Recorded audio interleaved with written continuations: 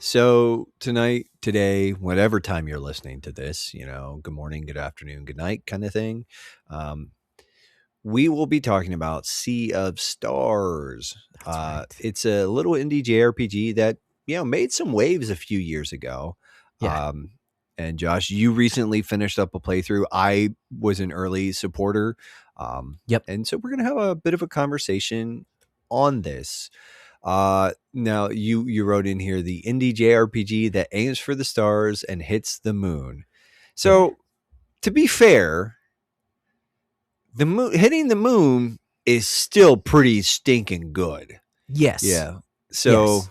you know, And that's what I wanted to convey. So I do think that this is a good game.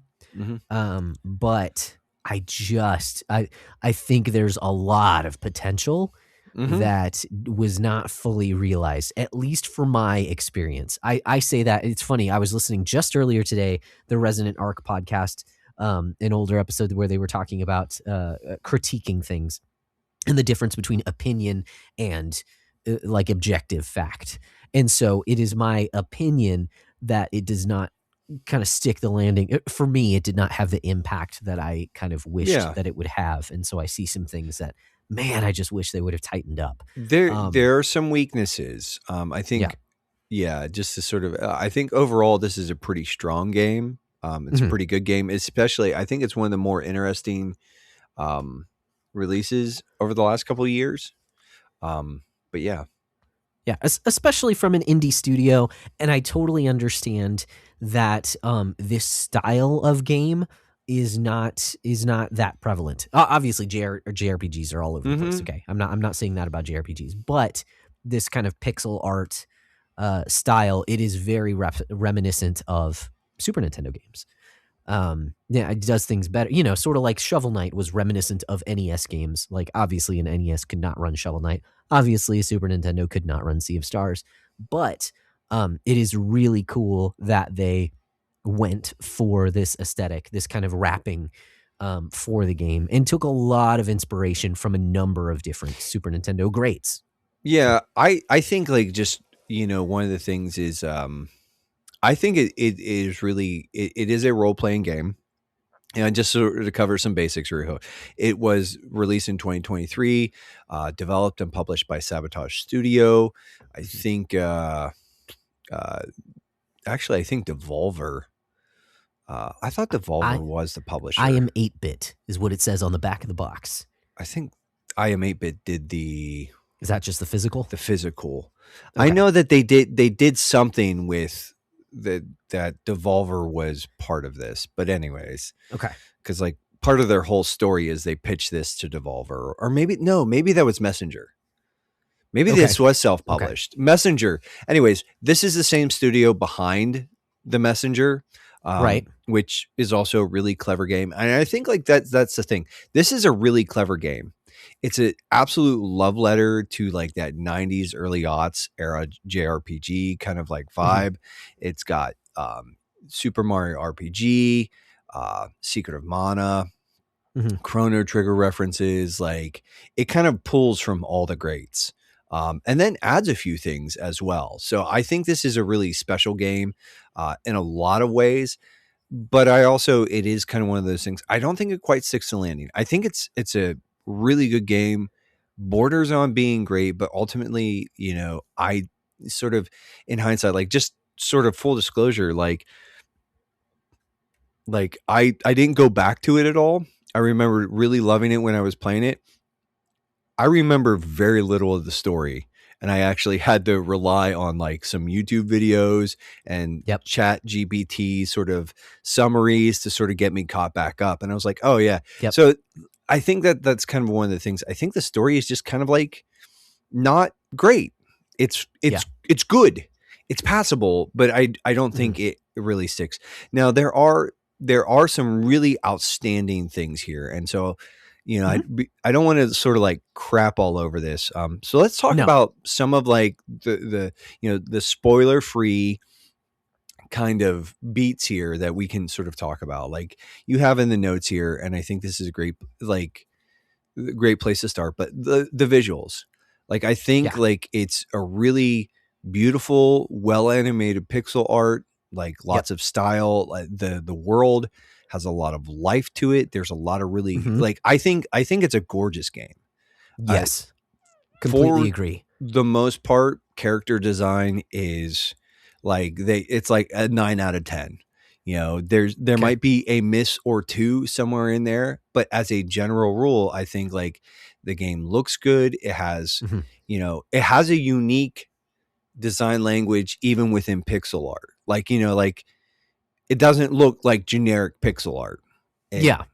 Yeah. has its own feel and vibe. And I think like so It's very colorful as mhm. well, and it has a dynamic lighting engine. Mhm. Now, I wish they would have used that more throughout the game, but they do use it sometimes, and the lighting like brings out the different colors of the world. It is a very vibrant world. So yeah, Yeah. in terms of pixel art, it's one of the best looking games ever.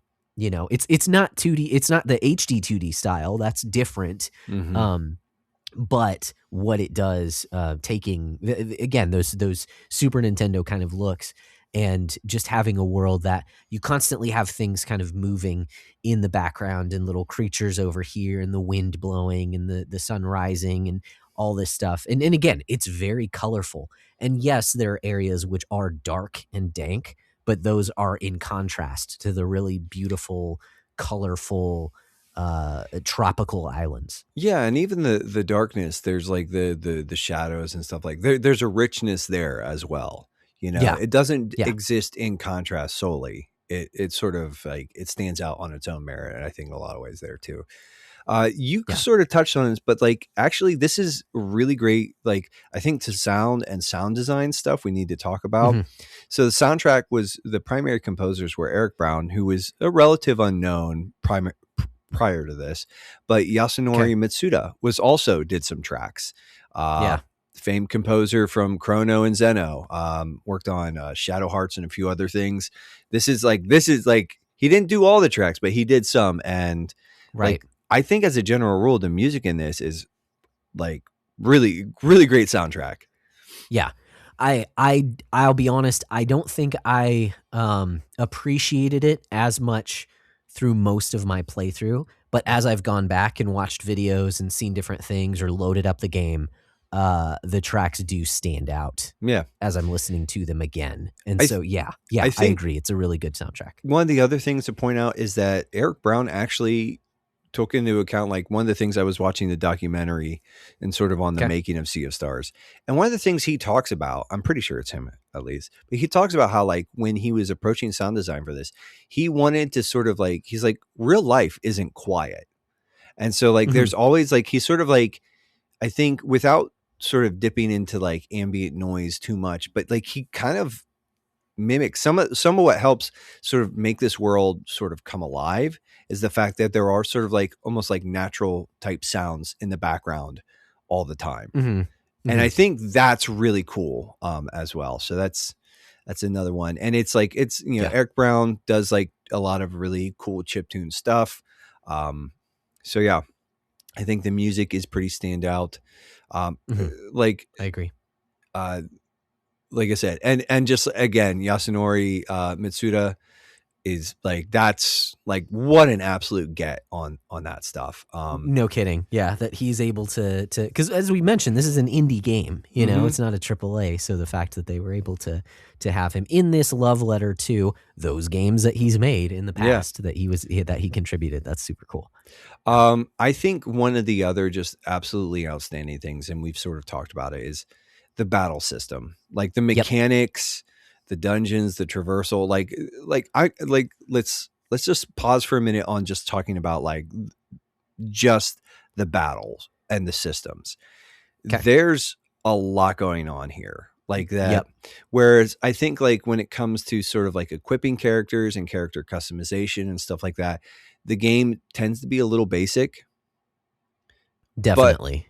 but it makes up for that in the fact that like, combat is actually really rich. So it's got that Mhm. the active pressing mechanic where it's like the timing mechanic from Super Mario RPG, where it's like Right.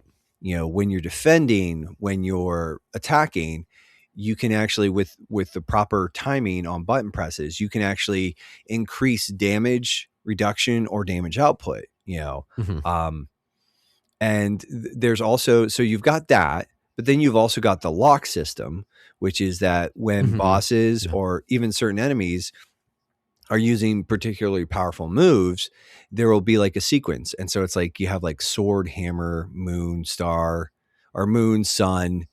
I think like you get a bunch of different damage Poison, time. yeah. Like, Mhm. and so it's like, and if you can get that, if you can knock out all those things in sequence, you stall the attack. So it's almost kind of like a Bravely Default or an Octopath Octopath, yeah. kind of thing, where it's like you by sort of triggering the right, again, attack sequences, you can break the enemy character. And I like Yeah. that. I remember really liking that. Like, I think that was the Okay. thing. I thought that was like a cool little wrinkle where it kind Mhm. of, again, it's like, I think one of the beautiful things about this game is that so many RPGs do tend to be turn-based RPGs, as a general rule, tend to be like just, navigating through menus. But this is kind of Sure. like, I was talking about this, I've talked about this when I played Claire Obscure Expedition 33, Mhm. that I love like the parry and dodge mechanic. And I just wish they would have pressed in a little bit further. And actually, I think what they did with Sea of Stars is actually, in some ways, more of what I was looking for. Yeah. Just like a little more interactive. And it's not perfect, but I think it's pretty great. It does have like the double text and sort of like triple text Mhm. adjacent kind of stuff, similar Right. to Chrono Trigger. But you did point out that like the characters don't ever learn solo skills. Yeah. It's pretty much they get their moves and then that's it.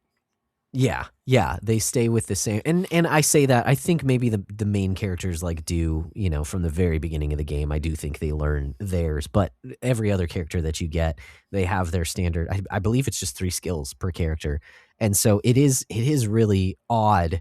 Now, that said, you do have a lot of different options, especially as the mechanics, as the battle system unfolds throughout the game, because it doesn't start off with all of these different things that you can do. One of the things that you hadn't touched on is that for your regular attacks, if you hit with a regular attack, you can Mm, gain some MP back. And so in this game, you don't have very much MP to use skills.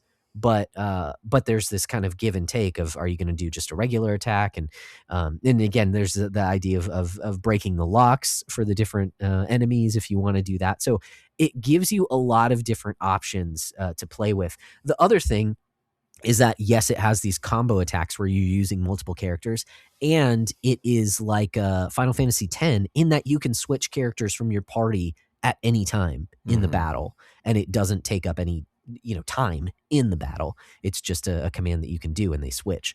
Which, when that was utilized later on in the game, I really enjoyed. I Mhm. really liked having to switch out my characters, because, not to kind of put the cart before the horse, I did find this game to be relatively easy, outside of a few battles.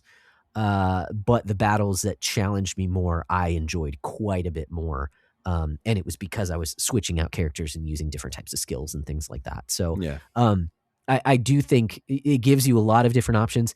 You do kind of, my experience is that I kind of fell into using a specific, like, sequence of different attacks. Mhm. I didn't branch out too much. And maybe that's why it kind of felt a bit easy to me, is because, but the game also doesn't require you to grind. It's pretty linear. Now that said, it has lots of collectibles and things like that. And actually, we can get to that in just a second. But um, I do think the battle system is a standout component of the game. But I think there were just a few things that I wish that they would have. Yeah, yeah, maybe more solo skills, something along those lines. Maybe uh, if there was a way to, I don't know how exactly you would do it, because I'm not a game designer, but to kind of take you out of some of the ruts that I found myself falling into. because it wasn't as quite a challenge to me. But again, the battles where I was challenged were my favorite in the game. Yeah, I think it's sort of in some ways like a point of comparison is sort of like early on in the game, the first few hours of the game, especially when you're not used to all the systems and sort of like the timing and everything else, feel particularly rough. Yeah. But then it's sort of like once you learn and it reminds me, it's like everything's a Souls-like. No, but it reminds me of that sort of like that Souls-like progression where it's like everything's really hard until you learn what the game is trying to teach you. Like the game is teaching you how to play it, but once you sort of crack that nut, it just kind of like at that point in time, it's just like, well, I'm just gonna stomp all over everything, Yeah. Because I'll say I barely used any items until the very end of the game. Yeah, and there's a whole like crafting, cooking thing, buying, and you talked about how the equipment isn't really a high point of the game. It's pretty much equipment is either better than what you've had or worse. There's not too much more outside of a few pieces of equipment. I do feel like some of the accessories offer significant, but it's like a like significant passive or whatever. Yeah. It's like, that's for true. Like, but like there, like this game is not strong on like, I'm a big buildcraft guy. Customization. Yeah. Like one of the things I like about Destiny, Diablo, like is like you sort of put all the pieces of the system, like the character, you utilize their moveset, et cetera, et cetera, et cetera. Like one of my favorite things in Diablo is like to make like these builds that are sort of like these like basically little gold Ruberg machines, and like and Rube Goldberg. Oh, gee, did I say gold Rube? I did. You did. Yes. Rube Goldberg machines. Oh, they talk pretty someday. But these Rube Goldberg machines where you set up all the pieces and then like, through gameplay and everything, you just sort of unleash the combo. Like that's like, right. I'm a builder. I'm a tinkerer. I love that kind of stuff. That's why I like card games, because that's essentially what deck builders do. It's like, let me get all the pieces together and here, let me show you the trick kind of thing. Yeah. So that left a lot to be desired for me. Personally, like I remember that, but, I think, I just think like those, that's some of the, in a lot of ways, like this, like those aspects really sort of, again, like, and we didn't even talk about the dungeon design, but like, I do want to get there in a second. I just wanted to reiterate, it's like the equipment stuff is fine. I'm not it's that good. It's passable. It's right. Yeah. It's basic, but it's fine. I'm not going to ding it for that. There was potential there for more customization, but it's fine. I don't, it's not a big point to me. So in terms of dungeons and traversal, this was something that, okay, a little bit of two minds of, because on the one hand, there were most of the dungeons throughout the game, there are puzzles for you to solve. And I'm like, okay, this is the stretch of the dungeon where I need to solve puzzles. And it would feel a little long to me. However, as the game progressed, I realized how many different types of puzzles there were throughout the game. And so I think it's actually really well designed. But my own personal opinion is that the game was just a little too long in a number of different areas. I would have wished it to be a bit tighter.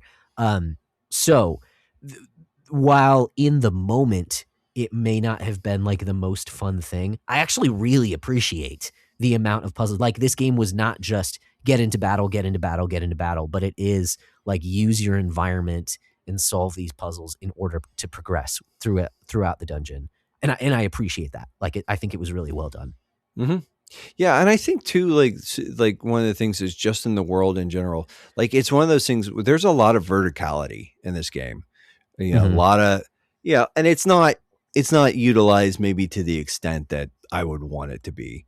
But like there's a lot of sort of like glaring and like falling down. Like there's early on, like I can't remember that zone, but like there's a lot of like you go up and sort of like you navigate through the different tiles on the map, by sort of like climbing up and, dropping onto a different platform and stuff like that. And I always appreciated that kind of design. Like I always thought that was always kind of fun.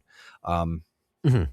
And so there's a lot of like, maybe it's not the most robust version of that, but there's a lot of verticality in the design. Like they want you to sort of, sometimes it is frustrating.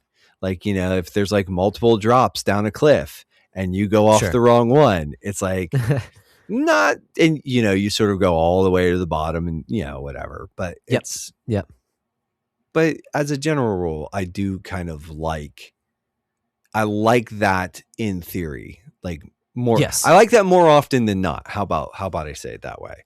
Yeah. Like, and it wasn't a lot of the same thing, which a lot of games kind of fall into, is like, oh, this is just another version of what you've done earlier. Like, no, I think there was plenty of variety, which is great.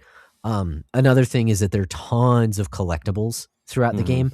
I did not go out of my way to find a lot of them. I mean, again, this is similar to what I said with Donkey Kong Country. I did collect a bunch of them, but I didn't go out of my way all the time. Just, when I would go to a new town, I'd kind of, traverse the map and see what I could get into and see what chests I could open. And if there was something in the middle of the lake, if there were people fishing and there's a fishing game in this as well, real basic, but it was still a lot of fun. But there's a lot of that in this game. Now, again, it got to the point where I'm like, okay, there's so much, like, I don't really care. I'm just going to continue in the game. I'm not going to be a completionist about it. But clearly they put a lot of thought into it. And it's not required. And just even sort of like the way they would tuck away like treasure chests and stuff too. Like it was like, there was a lot of really, like, I think when it comes to like environment and level design, just and dungeons and all that, like it's really, really good. Again, it's one of the strengths of the game. I think it's one of the notables for me. So yeah, I just overall, like, pretty positive on that. And it's like you have in the notes here. And again, we're sort of relying on your experience because you've played it much more recently than I have. But it's like, I remember as a general rule, the combat being pretty much a pretty delightful, but also some of those boss fights were just so much fun. Like, and again, I think it has something to do with like the lock system and everything else, but it's like those boss fights were really pretty gnarly. And some of those set pieces were really cool too. Like, just like, like just the one that sort of sticks with me is, and it's not, I don't remember it being like, it probably wasn't the most epic fight at the time, but I just remember like on the ghost ship, and there was like that leech thing or whatever it was. The sea serpent looking thing. Dude, I like that one a lot. Yep. I agree. There were lots of massive bosses throughout the game that were really cool, and they felt different. They each had their little thing that they were going to do, and ways to fight them. So I think the bosses were done really well for the most part. Again, maybe a little on the easy side until some of the ending bosses. One of my favorites I died at a couple times, until I kind of figured out, oh yeah, you switch out your characters, you do these different things, and then it ended up being my favorite boss in the game. But yeah, I think that's another kudos is great bosses. I think in some ways, like we were talking about, like dungeon design and sort of the puzzles, but in a lot of ways, I think like sometimes the bosses were actually like sort of puzzles. And again, it's all those pieces. Sure. Yeah. It's like all the locks and everything else. And it's, so I did it. There are a total of 21 bosses in Sea of Stars. Wow. And this includes main story, optional encounters, and post-game content bosses. So that's what the Google search says. Okay. So yeah, it's so I probably did not face all 21, but dude, cool. Dude. And I'm looking at some of the screenshots here, and I'm just remembering some of this stuff, and I was like, oh Yeah, that was sick.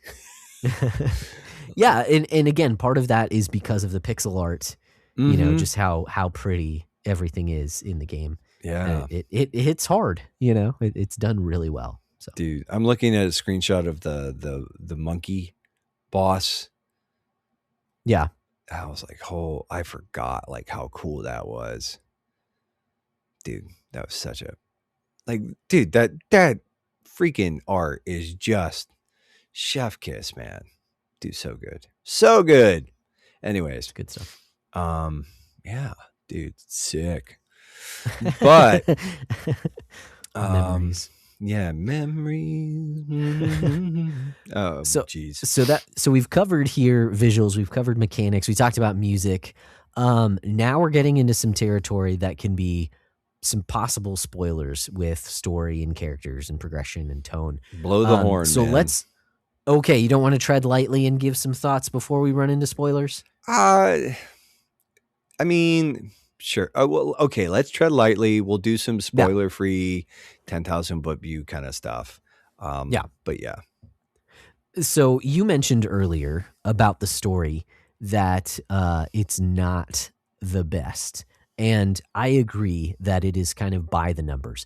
And I say that it's fine. It's not a bad story. It's actually, to me, it's more of the characters within the story that fell flat to me. And then, well, I don't want to talk about the ending because that is spoilers. So I've said it before. I did feel that the game was a bit long in the tooth. Mm-hmm. And even that, it's like 30 hours. It's not the longest RPG you'll ever play.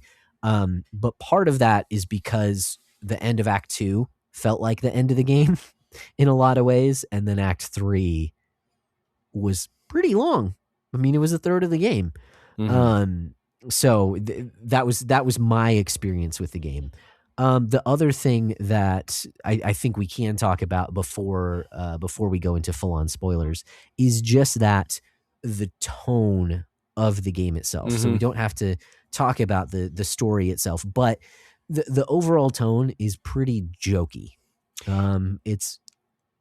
I was just gonna say, it reminds me of we all sort of have like fatigue with like the Marvel style dialogue. That's good. Yeah, that's a good comparison. And it's like, I think it's fine for the most part. Like I don't like. I think it's just it's like offensively inoffensive for the most part.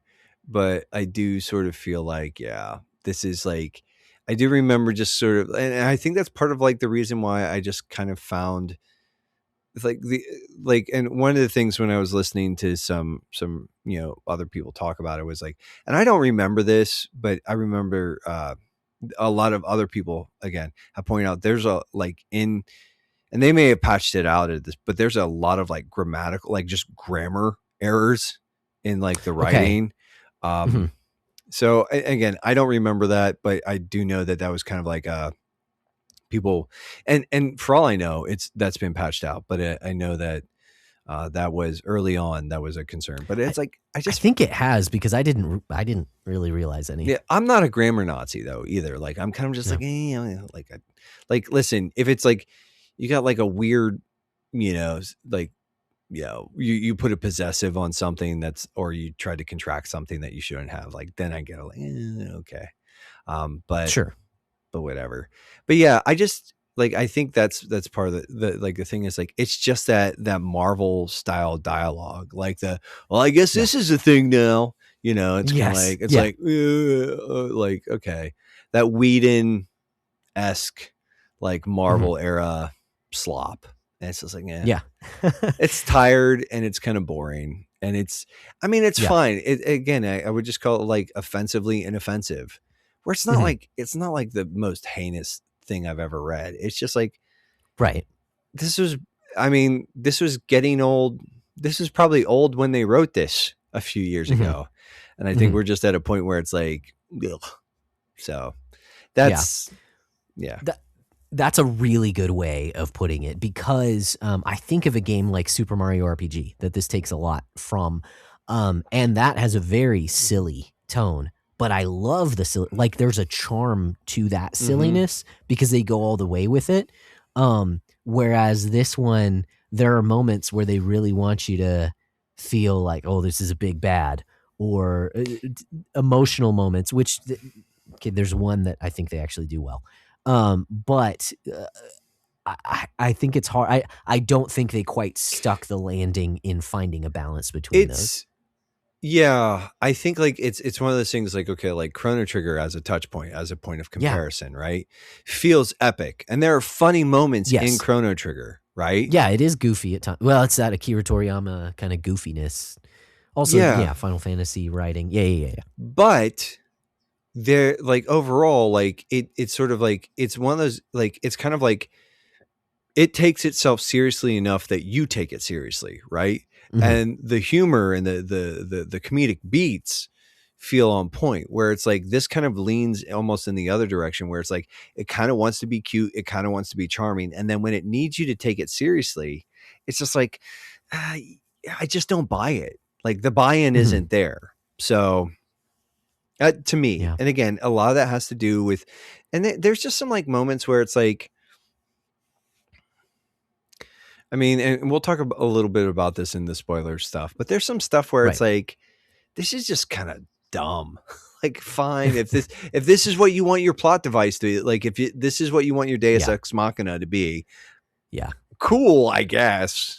There were multiple times when that ended up happening. It was total Deus Ex Machina. Yeah. And it's just like, it's one of those things where, and again, because like, it's so sort of like trying to be cheeky, that when it's like, it needs you to like engage it a little more earnestly, you're kind of like, cool story, bro. Yeah. Like, but, it's, I'll say also that it is difficult, and this will be the last thing I say before spoilers. It's difficult to take character deaths seriously in a world where there are literal ghosts inhabiting, an entire island. It just, like, some of the things, like the pieces didn't fit to me quite as well. But that's all I will say before we move into some spoilers here. And unfortunately, it looks like we don't have our stinger loaded up in our oh no, our sound booth there. So insert spoiler slop. Spoilers.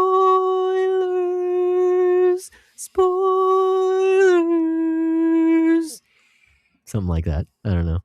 But there's from here on out, there's going to be spoilers. Yeah. So if you haven't played the game and you don't want it spoiled, get out of here. Go play the game. Go on, get. We don't love you no more. No, that's not true. We still love you, but for your own, just come back when it's all done. Yeah.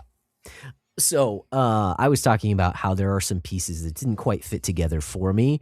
And I think this happened a number of times throughout my experience with the game. Enough to where it was difficult. And I will say that I think it stems from the fact that I did not feel like I wrapped my head around what this world was and who the inhabitants of this world was. I think though that's, and I would just sort of say, I think that's because you didn't get the true ending, because like some of that like gets unpacked for you in that true ending. But but I mean, even to the point where I didn't understand the different races within the world. I didn't fully understand, like, what is even Ascension? What is going on? What even is the Sea of Stars outside of traveling between dimensions?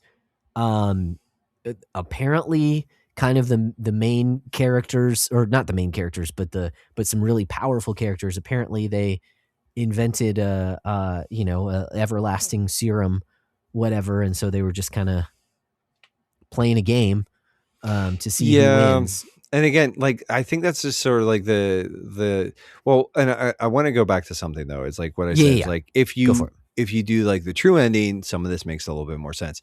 I think the fact though that you tie some of this stuff behind and like additional, like, oh, you have to get all the collectibles, and because like to get the true ending is everything.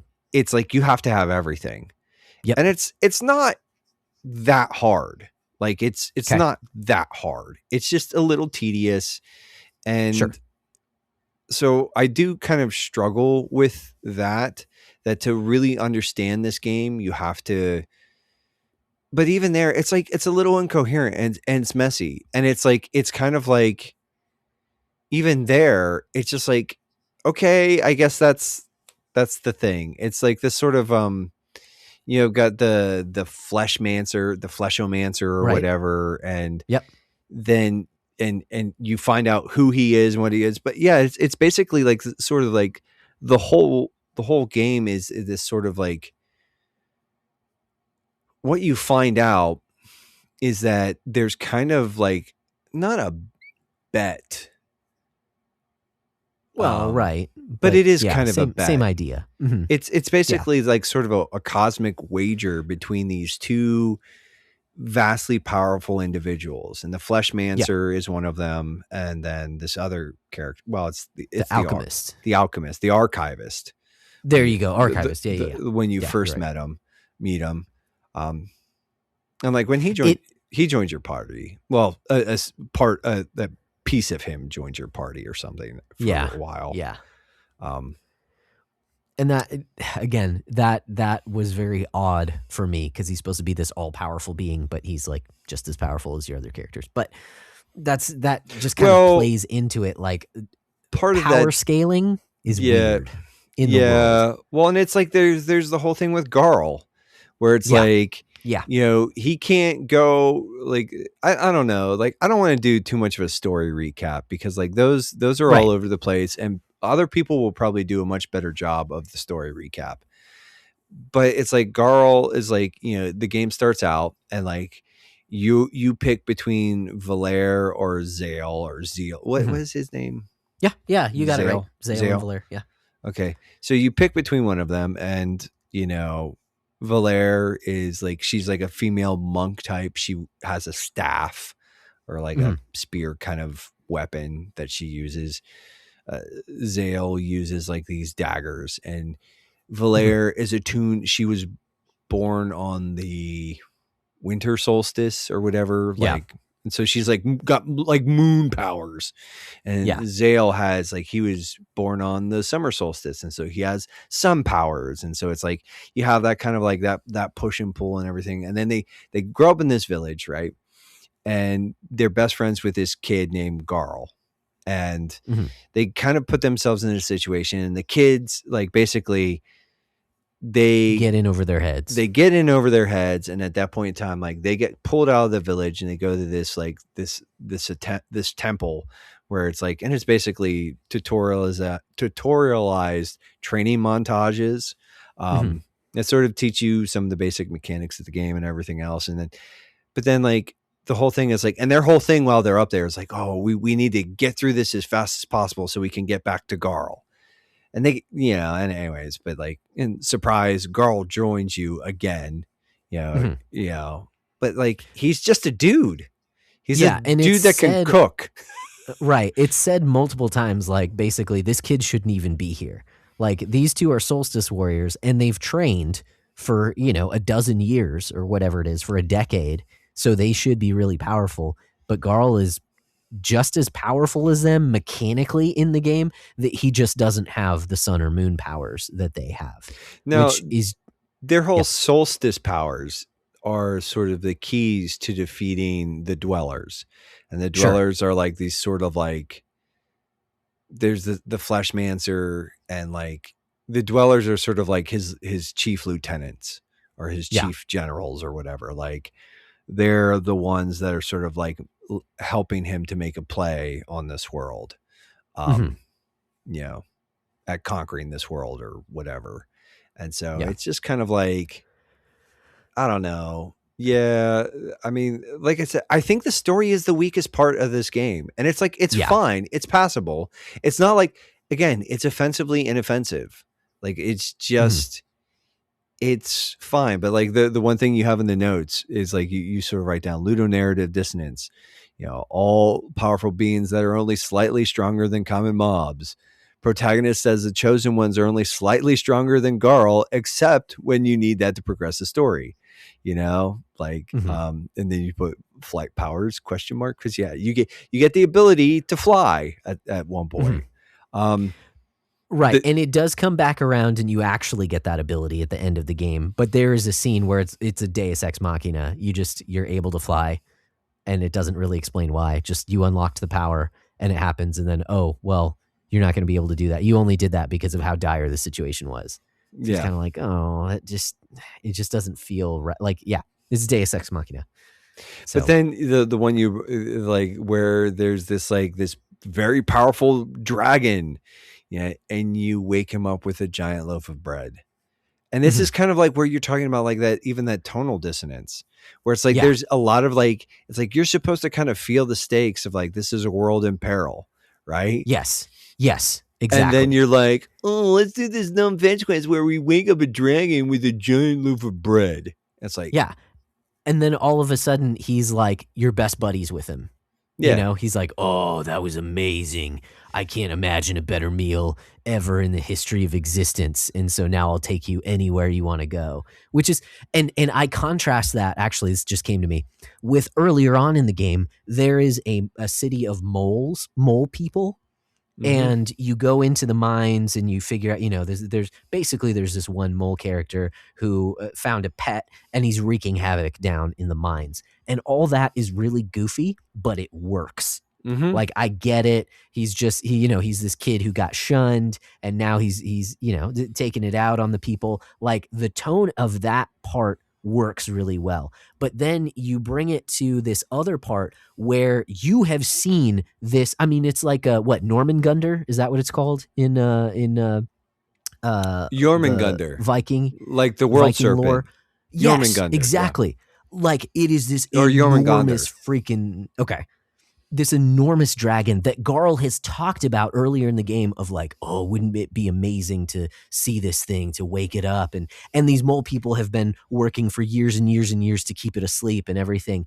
And so, like, when it comes to it, and it's like, we're going to go into the volcano and just make a huge loaf of bread, and that's going to wake him up, and then he's going to be all cool. Like, he was supposed to be this thing that if he woke up, he was going to destroy the world, And that's why they were working so hard to keep him asleep. So, anyways, I'm rambling. I don't mean to like completely just continue harping on this. It's just emblematic of where I feel like there's a lot of potential that was missed. Like, that tone, that was just such tonal whiplash that it was hard to take seriously, where they had done it much better earlier in the game. So, Yeah, yeah, that's my so 2 cents. it is said but Jormungandr, Okay. or There you go. something along those. I hopefully didn't butcher it too badly, but something along those lines. Yeah. Um, Yeah. but I mean, yeah, early in the game, he's this massive beast, like you know? he's sleeping, yeah, and Yeah. you, like, walk past him, yeah, and Garl, and, like, don't get me wrong, I, as a general rule, I like the cast of characters. Like, I like Garl, even though Okay. he's just a dude. Like, I think he's fine, but it is like, it's Yeah, he's fine. he's He's fine. fine. He's I just offensively inoffensive. Like that. I mean, and that's the problem, where it's just like, I yeah, wish he was less Mr. Magoo. Like, it felt like everything bounced off of him. yeah, that's kind of fair. I mean, except for when it didn't. Right. There's a point where it very Right. much did not Yes, bounce off him. we're talking spoilers. Yeah, the end Yeah. of the second act, he dies. Okay, Yeah. and that was a legitimately. I was like, I did not expect it to be as emotional, just because I was kind of like, I like him, but also he's just like, yeah. And I think, though, Anyways. that's just that's sort of like, I was kind of thinking about this, is like, because I remember when I want to stay, not Stay of the Ark. Mhm. Mike from Stay of the Ark really loves this game. It Okay. was one of his favorite games. But Into the Aether, the Brendan Bigley and Okay. Yeah. Steven. They love this game as well, and they loved Garl. Okay. They loved Okay. him. Like, they thought he was great. And I remember when I was playing the game, I was like, he's fine. Like, Yeah. I don't think he's like that. Like, but I think it's just like what you want. And I think some people like, I think that like, you know, I do like the way that you described it as like, I just wish he wasn't so Mr. Magoo. Like, cause he just feels inept and like a klutz and kind Yeah. of like, but like, it's like But kind of like, everything goes right for him. yeah, it's that Mr. Until, Magoo, like you Mr. said, it doesn't. Yeah. Until it doesn't, like that Mr. Bean kind of like, just Yeah. like slapsticky kind of like nonsense. And in comparison to the other characters, because you get like the cyborg girl, you get like the archivist does like his, like he sends his little Yeah. simulacrum. You get Beast, you know, Mhm. which I was like, and even stuff like that, like naming a character Beast, B''ST, like, Mhm.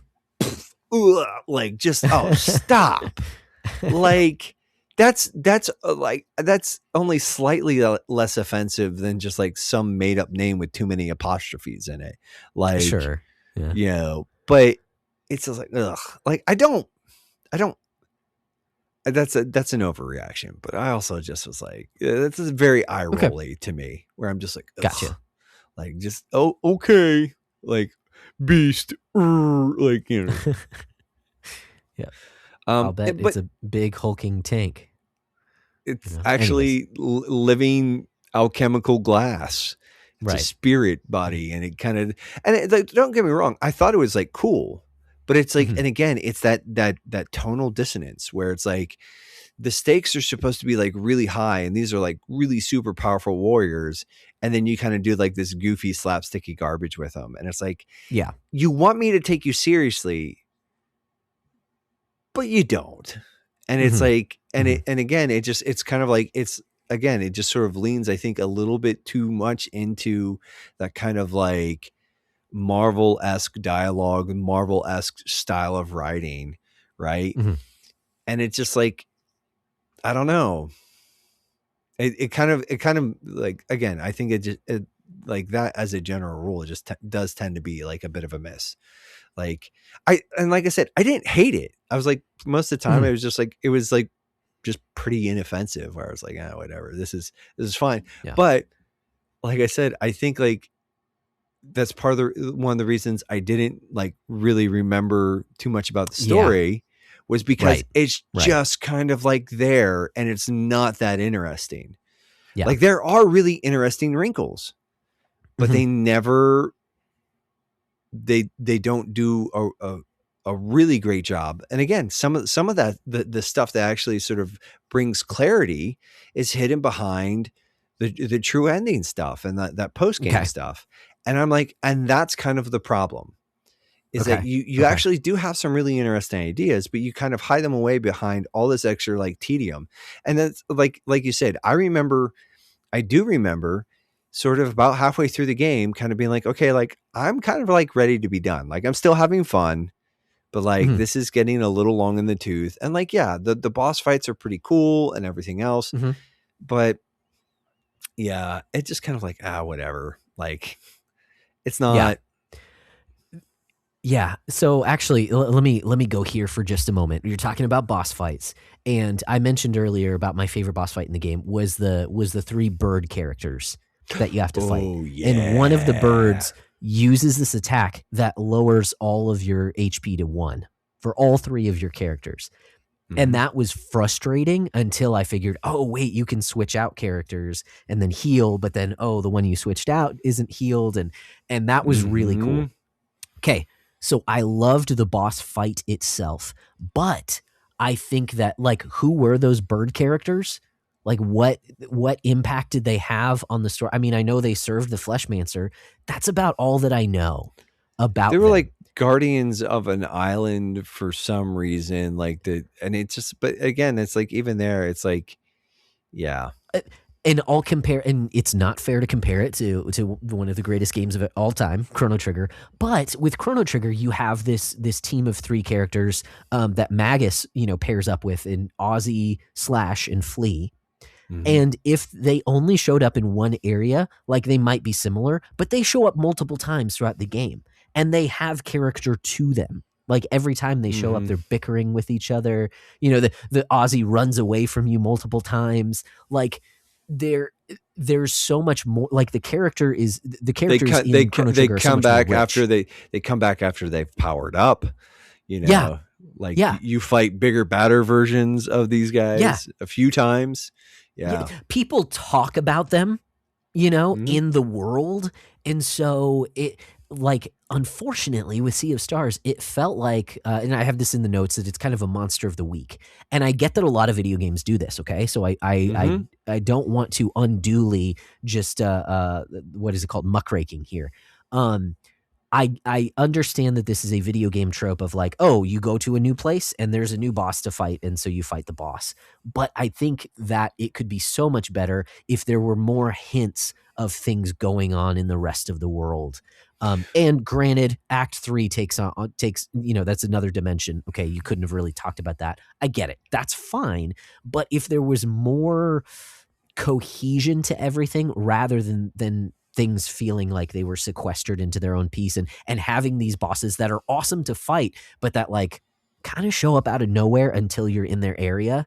And then it's like, oh yeah, this is the big bad. And then 10 minutes later you're fighting it. And then you take it down. And it's like, oh, okay, cool. Where's the next big bad? And again, it's just that there's some of that tonal dissonance where it's like in those moments where you need me to be like, you need it to be a little more earnest or whatever. You haven't done the necessary work to like get me to buy in. Yes. Yeah, exactly. And again, like, I think the writing's good. I think it's like, it's competent. You know what I'm saying? It's sufficient. Like, it's just not excellent. And that's kind of like the hard part, because like all the other pieces of the game really are excellent. Character design, you know, the combat system, the music, like there's so much good there. And then you have the story that's kind of like, yeah, it's fine. And that kind of like, and again, like, I think if the story had been, and I'm not like, listen, I'm not a writer. Like, I don't write stories. Like, we're critics, you know, and we're not even like professional critics. We're lay critics, you know, but you know, we've read a lot, we consume a lot of media, we think about these things. This is kind of our wheelhouse. And the reality is, like, this story is just, it wants to punch above its weight, but it's just not there. Like, it is the weakest link, and it's good. It's fine, but it's not up to snuff with all the other pieces of the game. And I think that, like, and again, it's just, I use the term offensively inoffensive, where it's like, it's fine. It just, like, because it is sort of sandwiched by all these other really great and potent pieces, it actually feels worse than it actually is. You know, in some ways, like, it's kind of like, you know, and the potential is there. Yeah. And I think some of this is like, again, mileage may vary because tastes differ. Right. But I do think, like, you know, especially like, you know, and it's hard. Like, you don't want to compare it to like Chrono Trigger or whatever, because like that's what game is Chrono Trigger? Chrono Trigger is Chrono Trigger. And it's like, yeah, that's it. And like, there are a lot of really potent and heavy stories in the RPG space. Yeah. I just don't think that this story, like, ultimately, like, this game feels good, but it's not transcendent. It's not timeless. Yeah. Like, I think if you take all those other pieces, so that sound design, the character building, like all that other stuff, and you tell a better story with that, like, then you've got something that's like, could possibly withstand the test of time. Yeah. You know?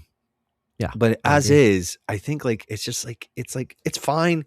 It's like, it's kind of like, it's one of those things where, and I think that's like, you know, that even kind of like, as we're talking about this, that actually kind of takes me back to, like, you know, because I've become much more of a systems guy over the last few years. Like, I love systems. Again, the Rube Goldberg machine stuff. Like, I love to tinker. I love to do all that stuff. Right.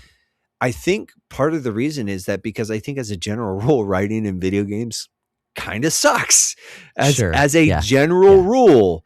And so it's like, I'm just not impressed with the stories that a lot of video games tell anymore, Mhm. because Yeah. it's like they're rote, they're old hat, they're sort of poorly executed. And this is, again, it's like, and it's not that they're actually bad. It's just, they're not really that good either. You know, Mhm. it's like, they're like, if the nicest thing I can say about your story is like, it's a little bit better than competent, that's not enough. You know, Yeah. it doesn't Yeah. mean don't play it. It just means like the story's kind of like whatever. Yeah. I think it's I fun. I think it's a romp. It, again, it like, I want to, like, I'm not trying to like say, oh, it's a boring slog. It's just, it's a little rote. It's a little trite. It's that Marvel writing. And it's Yeah. just like cool. Yeah. Yeah. And it's fun, but it's not great. Yep. We haven't exactly said it, but I do have this in the notes, is I do also think that the protagonists themselves, Zale and Valere, are flat. Like they are cardboard. I did not get a sense that they were heroes in any sense. I felt like they were along for the ride in the way that other silent protagonists, like you think of like a Mario or a Link, they have grit to them. They have a spirit of adventure. They have, even though they're silent, you get a sense of who the characters are. I didn't get a sense of Zale and Valere at all. Just that, oh, we're here. We'll do what we need to do, I guess. Like they were just along for the ride the whole time, and it's unfortunate. Yeah, and I think that's actually why, like, because Garl dies, right? Right. I think that's why Garl's death feels a little tragic, because like he actually is in a lot of ways like the driving impetus.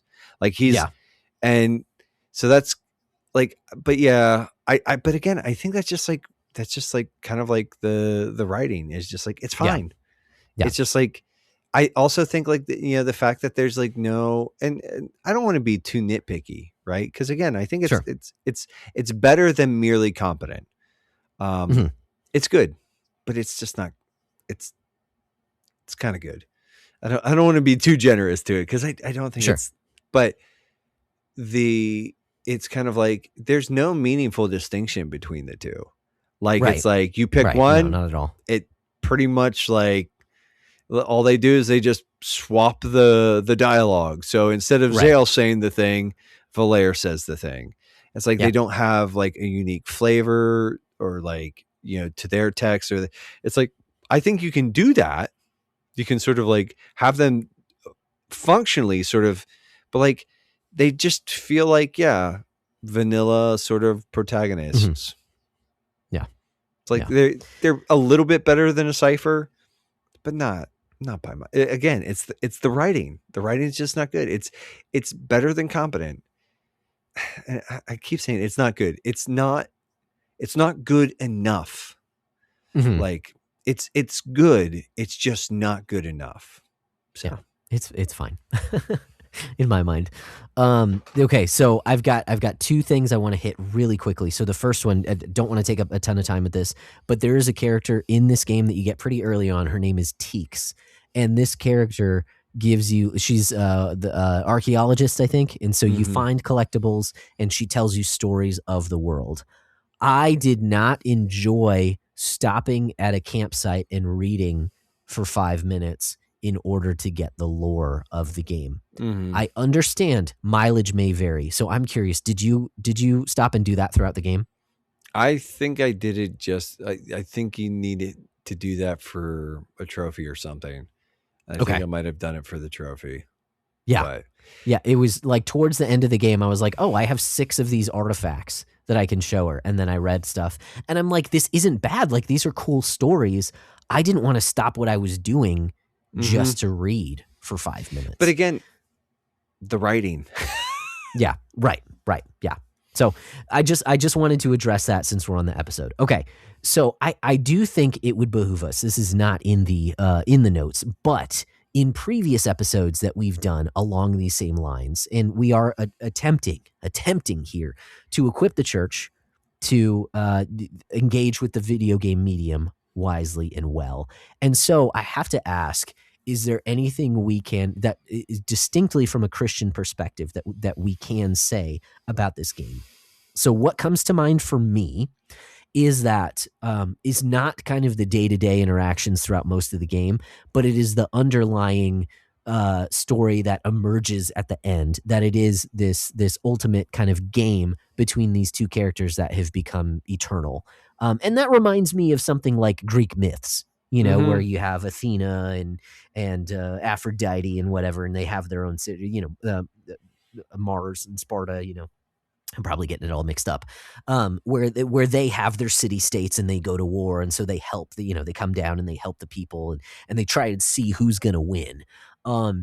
And so what comes to mind for me as I think about it from a distinctly Christian lens is that I do think it makes the point that once those two characters become immortal, that they lose purpose in their life. In this game, at least there's never presented a greater deity than these characters, and to my recollection, it was pretty vague on how they even came up with this immortality potion that they had. But you see the archivist go off in one direction with his immortality, and the Fleshmancer basically gets bored and just wants to wreak havoc and cause chaos. The Fleshmancer, it's kind of like he turns to just like kind of like cruelty and like just domination. Yeah. Yeah. And it's with his like, and it's so, yeah, I don't know. I think it also, while you're thinking, I think it also mirrors some of the other characters, and I don't recall their names, but Brugavis or whatever his name was, and then the other girl, I can't remember her name, the woman. Yeah, the two other solstice warriors, the only two other solstice warriors at this time, right? And how they lose hope in what they're doing as well. They're it wasn't even lose hope. It was like they just kind of, I guess it is, they lost hope, but it's like they just wanted to be free. Like, it's like, no, we went out from under this. Like, it's almost like this isn't our fight. And they actually try to like pull Zale and Valer. And again, the only reason I know this is because I watched some recap videos and I read some things. Sure. Yeah. So it's like, again, I don't remember this on my own. So like they're trying to like sort of like pull them out of the fight too, and be like, it's not fair. And in a way, they're right. It's not fair that these kids give up most of their lives to fight. Like actually, they are in some ways very right. And it's like, especially given the context of what we know, that these kids, right, these chosen ones, are sort of like thrust into this cosmic battle by two bored demigods. Okay. Who are just doing this for, like, especially with like the Fleshmancer, Aphorus, I think his name is, or something like that. Okay. Yeah. Like, he's just bored and he's petty and he's mean. And Rashawn, for some reason, that's the archivist, right? Or the whatever. Like, they kind of have this like, well, we'll just kind of like, he has this like hands-off approach. And it's just like, I don't know, like, there's something about like that sort of like that indifference and that pettiness and that just kind of like, it's meaningless. And so it's like, and again, like the other, like Brugovs and Brugaves or whatever, and the other one, like what they're doing, like ultimately we know as Christians, right, that like you're given gifts to use them for the greater good. Like, your strength is meant to serve and protect other people. Like your gifts are meant to be a blessing. And so like the solstice wars, like we look at it and we sort of say like, no, like, yeah, you've been given this power, this ability to fight evil in a unique way. You absolutely have an obligation, but in a world absent of the Christian God, right. Where it's just like, it's like, it's almost like it might makes right. So it's like, you kind of like, it's like, why should I pour out my life for this world? And again, I think even the world, like some of the cruelty and the carelessness that they see there, Mm-hmm. it's like, it's almost like, hey, you guys, fine, like Mm-hmm. whatever, let the Mm-hmm. Fleshmancer have you. Like, we're out, deuces. Like, we can go figure this out somewhere else.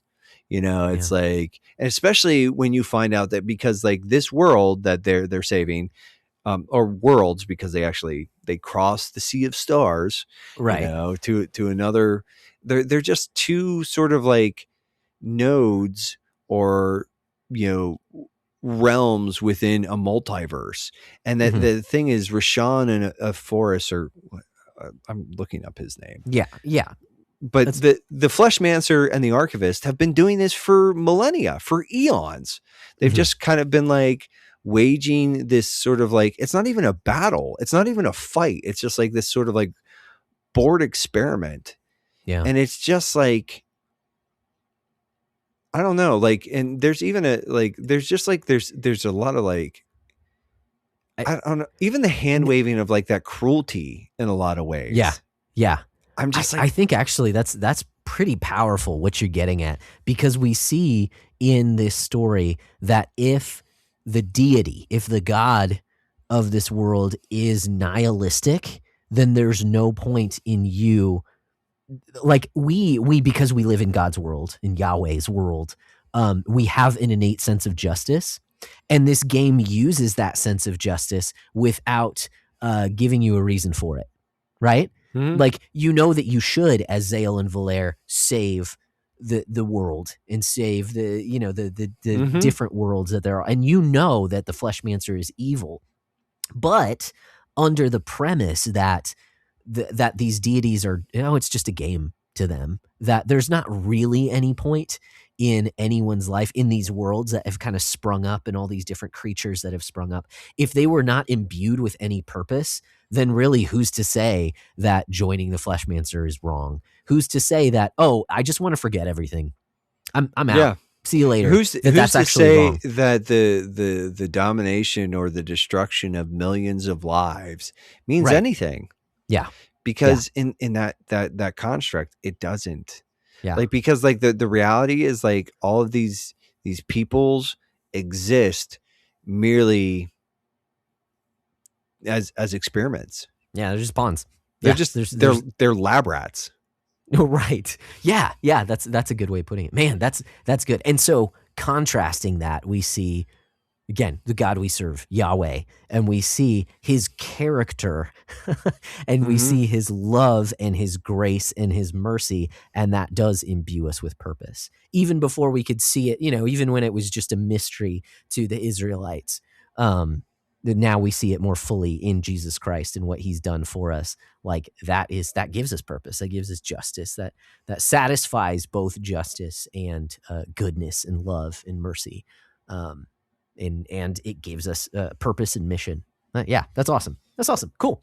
I'm glad we could have that conversation for Yeah, this game I too. do think that, and again, sort of like just kind of looking at some things, there is something that I think is important. And Hmm. again, it's like, even though Valaire and Zale are sort of like the weapons against, like, again, that solstice, that lineage, okay, like they were born with this unique power to attack the dwellers, to Hmm. confront, like, the reality is, like, they actually need other people to help them along the ways, though. Like, Okay. even they are not fully sufficient. Mm. And so it's like, maybe sometimes, like, the friendship is important, like community is important and powerful. Mm. Like, I don't know that we could draw the same conclusions that I think, like, maybe, and again, I don't know that we can draw the same the same conclusions that this game was. Like, I think they're probably banking on, like, that, like, it's kind of like the power of friendship will save us all. But it's Sure. like, but I do think there is something there where it's like, especially for us as finite human beings, like, we aren't meant to be lone rangers. Hmm. Like, ultimately, like, all glory and all victory will go to Christ. Yeah. But like in our day-to-day engagements, in our day-to-day sort of like contesting with the world, I actually think we need to remember that like we're not called to do that alone. Mm-hmm. We're called to do that in community with the power and support of the people around us. Mm-hmm. And so that it is important, primarily your local church, Yeah. you know. Yeah. Yeah. So it is something there where it's like,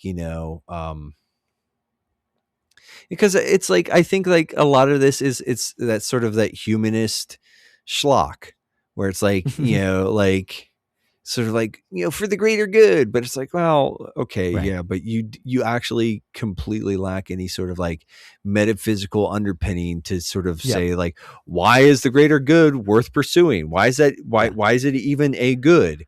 Mm-hmm. You're metaphysically bankrupt. So it's like, I don't want to hear it from you. Like, it's Yeah. like, yes, I believe that we should be doing, anyways, I'm not trying to go down that rabbit hole too much, Sure. Sure. but I do think like, Yeah. it's just one of these things where, yeah. And maybe that's, again, kind of like, maybe that's kind of actually the shame about Garl, because like, it's like, yeah, he is this Mr. Magoo type character, but he's also like sort of like the heart and soul of this thing. Like, he's the one who sort of pushes, Mm-hmm. and really like, but yeah, anyways, it's just Yeah. wasted opportunities. Yeah. Yeah. But yeah, it's just one of those things. And again, it's not a bad game. It's a really good game. It borders on being great, but Mm-hmm. unfortunately, like, Mm-hmm. and it's not even sort of like, I think like sort of, it's like we've had, I think, probably comparable conversations to like near Automata or Automata. Okay. No, it'd be Automata. Yeah. Automata. Yeah. You got it right. Automata, like automaton, automata. Yeah, I Right. don't know why I always want to say automata, but near automata, like, one of it, like, we love that game because it's Mhm. sort of like this immersive exercise in existentialist, and like, but you come to Right. the same conclusions, but like, Right. it's just done so much more artfully. Now it's a lot Mm-hmm. more angsty and like Sure. And sad there's boy. content in it that's not, that's weird and Yeah, skeevy, yeah, yeah. which this game has none of. That is a definite positive, is that I Mm-hmm. think overall Sea of Stars is actually pretty wholesome, like Yeah. across the board. Like, and I do like that. I Yeah. like that there's Yeah. no like sort of edginess or whatever.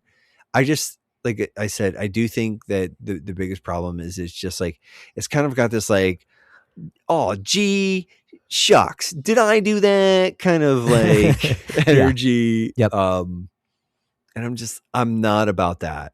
Yeah. So Yeah. Yep, I largely agree. And as we kind of draw this to a close, I don't really have any final thoughts. We've pretty much covered everything that I wanted to say about it. In terms of whether it's a pass or a play, here's my struggle: is that in my experience, my son actually started playing the game before I did, and he really enjoyed it. He hasn't finished it, but he hasn't come back to it. He's played a bunch of other stuff. And so I get from that perspective of like, okay, if you haven't experienced very many of these types of games, I get why this would be much more compelling. mhm. The problem is that I think I would rather my son play Mario RPG and Final Fantasy VI first before playing Sea of Stars. And so Yeah. while this game is not a pass, I just think it's like I'm trying to think of even what are the categories, because it doesn't rise to a should play for me. Is there a can play? I don't know, because I don't want to totally push it off to the side. Yeah. It's I mean, just that I feel like there are more. I it's would say play some of the best before you come to this. it's a play, and it's probably like, it's a play, but Yeah. it's a caveated should play. How about that? Where it's Yeah. like, yeah, I think if you love the genre, Mhm. you're versed in like JRPGs, like, this is a great love letter to that. Like, there's Yeah. lots of like really cool callbacks and like send ups and just like all sorts of like cool stuff where it's like, you get to sort of see this in some ways, like, again, this love letter sort of homage thing where it's like they take some of the best parts of some of our favorite classic JRPGs and they put them together pretty beautifully, like pretty masterfully in a lot of ways. I just, again, I think like narratively, it's just like, it's, I would probably, like, if you had to like give it a number ranking, I'd probably put this at like an 8 because I think it's really Okay. strong. Okay. But it's like, it's an 8 that probably should have been a 10. You know what I'm saying? Right. And there is a subjective element to this that I went into the game expecting it to be great because it was highly, highly praised when it first came out. And I understand for an indie game, it is really good. But and I think if you set your expectations, then I think you'll have a better time with it. I think it's a pretty great JRPG, but it's, again, it's that heavily caveated thing where it's like, it doesn't go toe to toe with the greats, but it honors them in a way that I think is really pretty special. And it again, does some things really, really well. And I would just call it a heavily caveated should play. Like, if you aren't super entrenched in the genre, like, go play Chrono Trigger, go play Super Mario RPG, go play Final Fantasy IV, Final Fantasy VI, like, go play some of like the actual greats, like the high water marks. And if you like those, you're probably going to really enjoy this. I think it's going to be a really good time. But again, I don't think it's not in the same waters. Yeah. I agree. So heavily caveated should play from me. There you go. I agree. That's good. That's good. I have had fun talking about Sea of Stars. Yeah. This is a good episode. And again, I feel like we covered everything, at least everything that I wanted to cover with the game. So I feel like it was pretty thorough. Yeah. I mean, like I said, I like this game a lot. And I know that, like, we were kind of like bagging on it pretty hard there, but it's like, I think that's the thing, is that, like, it's so good in so many levels, in so many ways, that when it drops the ball, it's actually really like tough. Cause you're like, oh, like you could have been a contender. You could have been a contender, but so yeah.